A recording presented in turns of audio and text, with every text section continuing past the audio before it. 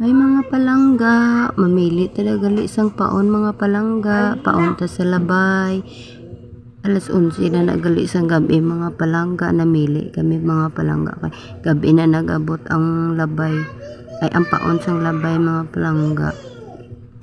Ako nagali upod sa tabing pamaplastar na ta mga palangga kay masugod na kita pamaon.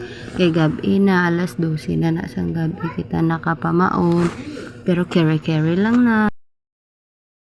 Kay no choice man ta mga palangga. Para makalawad aton nga pa makakuha.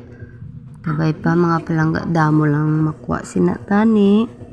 Kiligid tagyut tayo langin ang kuha. Hindi man nagkapareho ang pangwaon sa labay. May damo, may jutay. Ganyan talaga ang buhay.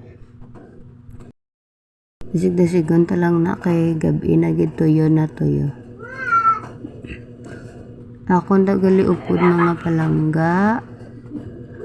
Upod ko da pamaon ang akon nga sisterette. Kaya patulog na lang namon si Papa. Kay malawod pa siya pagka kaagahon. Mga alas 3 sang kaagahon siya na ang malawod sina.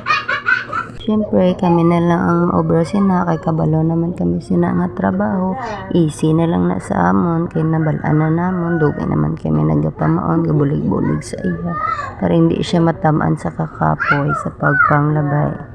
Lupit na kami dagali matapos. Charan! Tapos na. Sawa ka sa tapos na din. Mga 1 AM na nagali.